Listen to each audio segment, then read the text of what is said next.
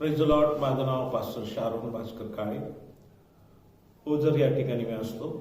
एलिम ministry आहे नावाची सहभागिता आहे. यावेळेस ज्या गोष्टी मी शिकवत आहे येणाऱ्या दिवसांमध्ये तर त्या आहेत पवित्र शास्त्राचे मूलभूत सिद्धांत शिकवणार आहे. आणि याचं संकलन आमचे रेव्हरंड सुहास समुद्रे यांनी केलेलं आहे. आणि एम्पॉवर लीडरशिप इन्स्टिट्यूट नावाने या गोष्टी आम्ही करत असतो. सिद्धांत जवळजवळ 8 सिद्धांत यामध्ये आम्ही संकलित केलेले आहेत. पास्टर सुहास यांनी देवाचं सत्यवचन, एक सत्यदेव, प्रभू येशू ख्रिस्त, पवित्र आत्मा, मानवाचे तारण, देवदूत, ख्रिस्ताची मंडळी, ख्रिस्ताचे दुसरे आगमन. त्याच्यानंतर परिशिष्ट 2 गोष्टींमध्ये आम्ही शिकवण्याचा प्रयत्न करणार आहोत. एक तर पाण्याचा बाप्तिस्मा व प्रभुभोजन. तर आज ज्याची आम्ही सुरुवात करत आहोत ते आहे देवदूताबद्दल. पुष्कळशा लोकांनी मला सांगितलं की पाळकसाहेब आम्हाला देवदूतांबद्दल शिकवा. आणि मग आपण आज देवदूतांबद्दलचा पहिला भाग शिकणार आहोत. पवित्र शास्त्र देवदूतांच्या अस्तित्वाविषयी स्पष्ट शिकवते की ते निर्मित शक्तिशाली आत्मे आहेत ज्याचे प्रमुख कार्य देवाची सेवा व उपासना करणे आहे. स्वतःची प्रजोत्पत्ती करण्यासाठी नव्हे तर तारण पावलेल्यांची सेवा करण्यासाठी तो समूह आहे. देवदूतांचे 2 वर्ग पडतात, निवडलेले आणि पतन पावलेले. मानवास या दोहोंचीही उपासना करण्याची परवानगी नाही. परत मी सांगेन, या दोहोंची उपासना करण्याची परवानगी देवाने दिलेली नाही. पहिला भाग देवदूतांचे अस्तित्व. आपण हे पाहणार आहोत देवदूतांच्या अस्तित्वाबद्दल. पवित्र शास्त्र देवदूतांविषयी जवळजवळ 300 संदर्भ आहेत ज्यावर त्यांचे अस्तित्व सिद्ध होते. आपण प्रत्येक गोष्ट पवित्र शास्त्राला बॅलन्स करूनच पुढे चालणार आहोत. आणि देवदूतांसाठी इब्री शब्द मलाक हा वापरलेला आहे. त्याचा अर्थ दूत आणि संदेशवाहक असा होतो. जुन्या व नव्या करारामध्ये अशा अनेक घटनांचे वर्णन आहे ज्यात देवदूतांनी देवाच्या लोकांची सेवा केली. पवित्र शास्त्रातील देवाच्या महान सेवकांचा देवदूतांचे अस्तित्वावर विश्वास होता. येशूच्या स्वतः देवदूतांविषयी बोलला व देवदूतांनी येशूची सेवा केली याविषयी नव्या करारामध्ये रेफरन्सेस आहेत. मार्क 8:38, मार्क 13:32, मत्तई 13:41, 2 थेसलोनिके 1:7, योहान 1:51, इब्री 12:22. म्हणजे या सर्व गोष्टीतून आपल्याला समजतं की देवदूतांचं अस्तित्व निश्चित आहे. कारण 300 संदर्भ आपल्याला देवदूतांबद्दल पवित्र शास्त्रामध्ये सापडतात. देवदूतांची व्यवस्था कशी आहे? पवित्र शास्त्र आपल्याला देवदूतांच्या व्यवस्थेबद्दल काही महत्वाच्या गोष्टी सांगतात. देवाचे विश्वव्यापी राज्य असून त्या राज्याला दैवी व्यवस्था आहे. हे निश्चित समजलं पाहिजे आपण की देवाचे विश्वव्यापी राज्य आहे, त्या राज्याला दैवी व्यवस्था आहे. मत्तई 6:9-10 वचनं, 2 पेत्र 9-11 वचनं, इब्री 12-28 वचनं. या दैवी व्यवस्थेत देवाचे त्रैक्यत्व व देवदूतांची विविध व्यवस्था समाविष्ट आहे. देवदूताची व्यवस्था त्याबद्दल आपण पाहत आहोत. वचनाचा आधार म्हणजे जर आपण पाहिला तर वचनात आद्य देवदूत, सराफिम, करूब, प्रभूचा दूत अशा अनेक प्रकारे देवदूतांच्या व्यवस्थेचे वर्णन केलेले आहे. 1. देवाचे त्रैक्यत्व, ज्याला पिता, पुत्र, पवित्र आत्मा म्हणतात, त्या गोष्टी आपण बोलत आहोत. देवाचे सार्वकालिक त्रैक्यत्व जे पिता, पुत्र, पवित्र आत्म्याच्या द्वारे प्रगट होते. तो देव निर्माता व प्रभू असून देवदूत त्याची उपासना व सेवा करतात. परत मी सांगेन की पिता पुत्र पवित्र आत्म्याच्या द्वारे प्रगट होते, तो देव निर्माता व प्रभू असून देवदूत त्याची उपासना व सेवा करतात. देवदूत पित्याची पुत्राची पवित्र आत्म्याची सेवा करतात, उपासना करतात, हे आपण लक्षात घेतलं पाहिजे. मत्तय 28, 19 आणि 20, कलसई 1:16, 1 पेत्र 3:22, प्रगटी 4:11 या वचनांमध्ये आपल्याला निश्चित स्पष्टीकरण आणखीन खोलवर मिळेल. पुढे आपण जाऊया. आद्य देवदूत याबद्दल यहुदी परंपरेनुसार एकूण 12 आद्य देवदूत आहेत, परंतु वचनात फक्त तिघांचाच उल्लेख आलेला असून त्याची नावे खालीलप्रमाणे दिलेली आहेत. बरं का, म्हणजे आद्य देवदूत हे जवळजवळ यहुदी परंपरेनुसार 12 आहेत, पण वचनामध्ये आपल्याला तिघांचा उल्लेख आलेला असून त्याची नावं खालीलप्रमाणे आहे. पहिला म्हणजे लुसिफर, ज्याला प्रभातपुत्र किंवा प्रकाशवाहक असं म्हणतात. यशया 14:12-14, एहेजकेल 28:11-17 वचनामध्ये, इफिस 2:2 लुसिफर आद्य देवदूत होता. पुन्हा बघा, लुसिफर आद्य देवदूत होता जो देवदूतांच्या उपासनेचा चालक होता. गर्व व बंडखोरीमुळे त्याचे आपले स्थान गमावले. कशामुळे गमावलं त्याने? की त्याला गर्व आला. म्हणजे या ठिकाणी आपल्याला स्पष्ट उल्लेख दिसतो की देवदूताच्या उपासना चालक होता. गर्व बंडखोरीमुळे त्याने आपले स्थान गमावले. स्तुती आराधना करणारे आराधक जे आहेत त्यांनी हा धडा फार सुंदर रीतीने घेतला पाहिजे. आपण की आराधना ही देवाची करायची. आपली आराधना होता कामा नये. आपण काय गातो, आपण काय वाजवतो, आपलं श्रेष्ठत्व कोणतंच नाहीये. जे देवाने आपल्याला दिलेलं आहे ते देवाच्या गौरवार्थ आपल्याला वापरायचं आहे. त्यामध्ये लीनता, नम्रता असणं आवश्यक आहे. ज्याला निर्माण केलं होतं लुसिफर, यामध्ये उपासनेचा हा चालक होता आणि याला गर्व व बंडखोरीमुळे त्याने आपले स्थान गमावले. म्हणून स्तुती आराधना जी आपण करतो बंडखोरी नसावी आणि पुन्हा मी सांगेन की गर्व पण नसावा.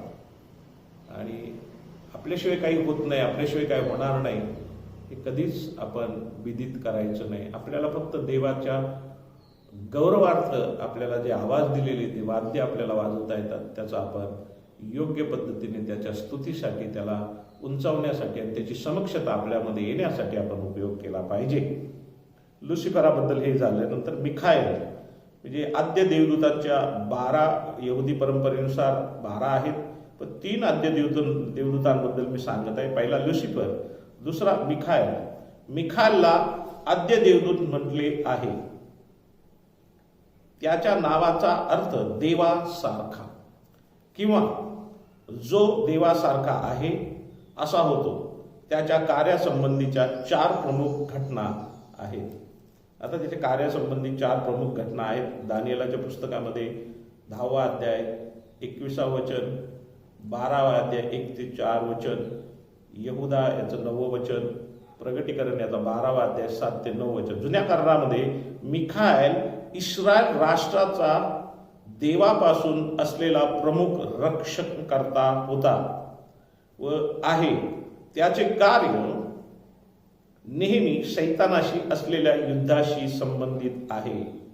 बहुसंख्य वचनाचे अभ्यासक विश्वास ठेवतात की येशूच्या दुसऱ्या आगमनाच्या वेळी मिखाएल आद्य देवदूत येशू बरोबर येईल. तिसरा गॅब्रिएल, त्याच्या नावाचा अर्थ देवाची शक्ती असा होतो.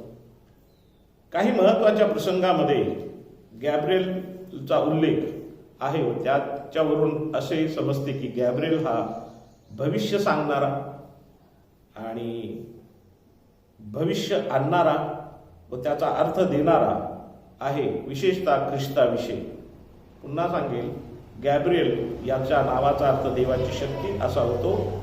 काही महत्वाच्या प्रसंगामध्ये गॅब्रिएलचा उल्लेख आहे व त्यावरून असे समजते की गॅब्रिएल हा भविष्य सांगणारा, भविष्य आणणारा व त्याचा अर्थ देणारा आहे, विशेषतः ख्रिस्ताविषयी.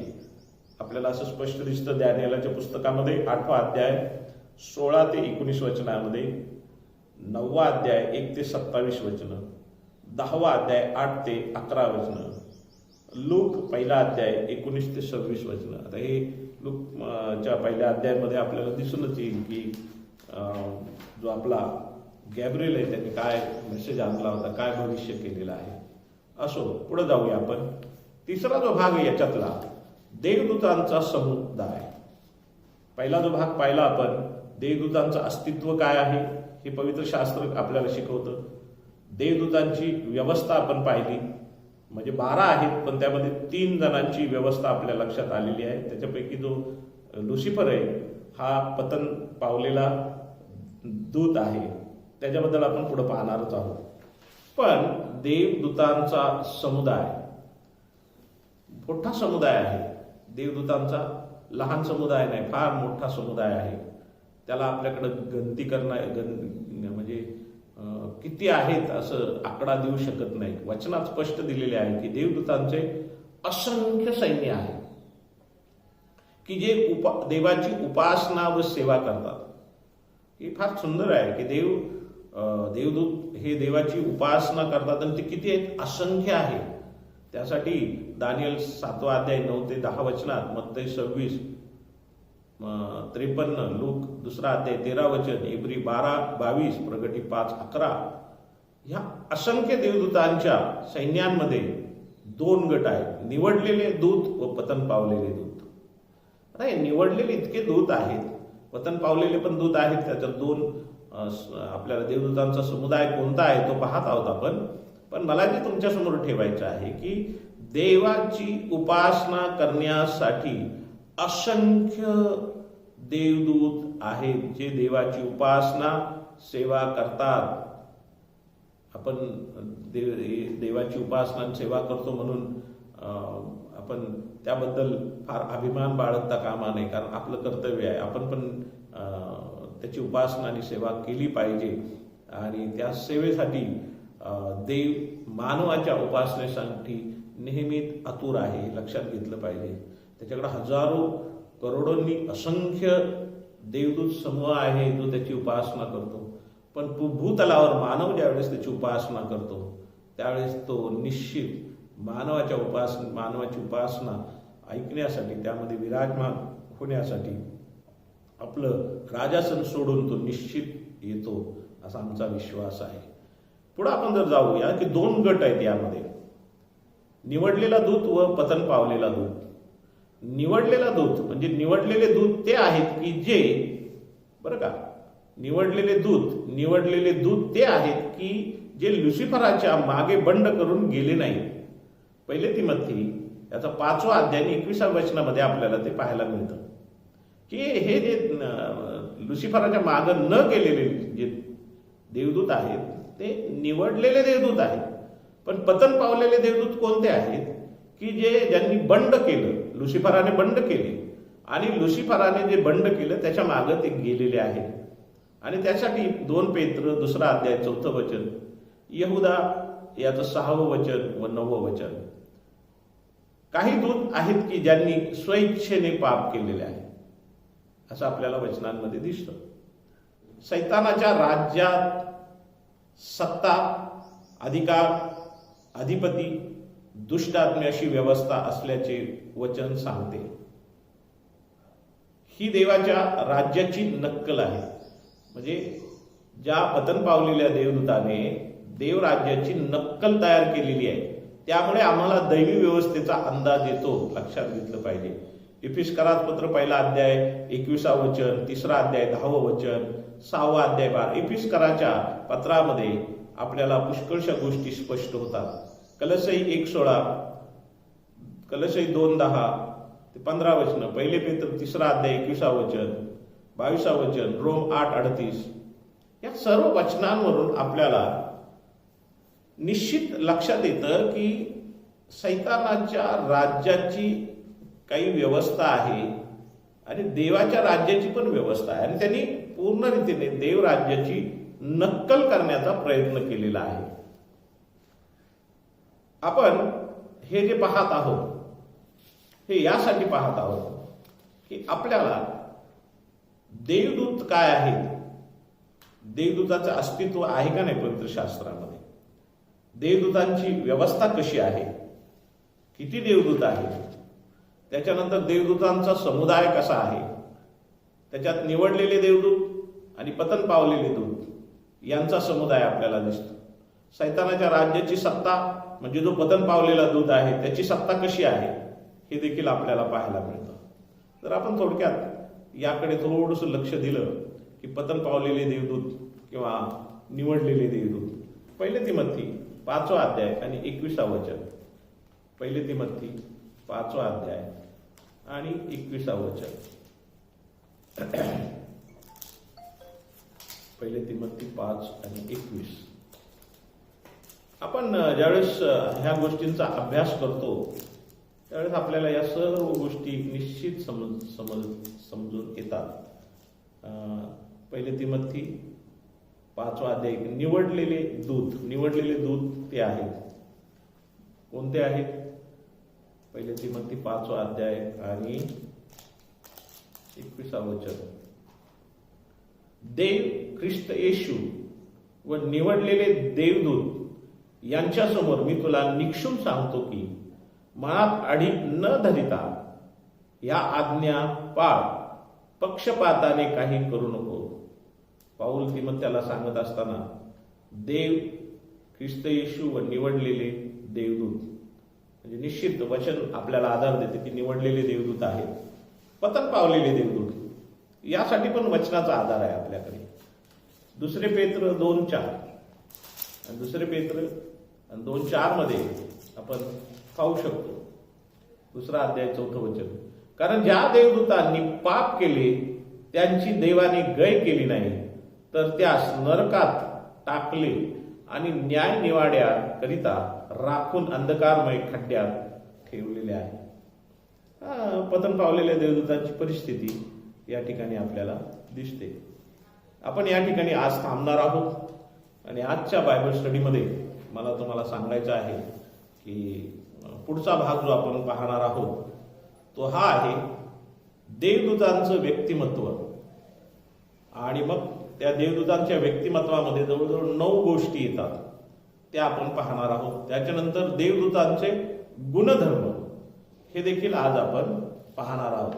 हे मी तुम्हाला डिक्टेशन पद्धतीने आउटलाईन्स तुम्हाला मी सांगत आहे. याचा अर्थ असा की आपण याच्यावर मनन चिंतन करावं, अभ्यास करावा.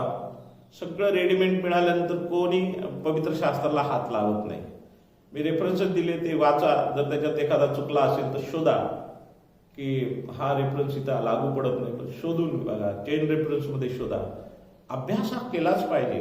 प्रत्येक विश्वासणाऱ्याने अभ्यास हा केला पाहिजे आणि आमचा उद्देश तोच आहे की तुम्ही खरे शिष्य झालं पाहिजे आणि शिष्य हा शिकणारा असतो. आणि म्हणून एम्पॉवर लीडरशिप इन्स्टिट्यूट जे आहे हे त्याच उद्देशाने चालू केलेलं आहे. आणि म्हणून मी देवाला धन्यवाद देतो की आम्ही ह्या गोष्टी आपल्यापर्यंत पोहोचू शकलो. हा सुरुवातीचा भाग आहे. पुन्हा याच्यानंतरचा जो भाग आहे तुम्हाला पुढच्या आठवड्यामध्ये ऐकायला मिळेल. देवबाप तुम्हा सर्वांना आशीर्वादित करो. देव आपल्याला सहाय्य करो.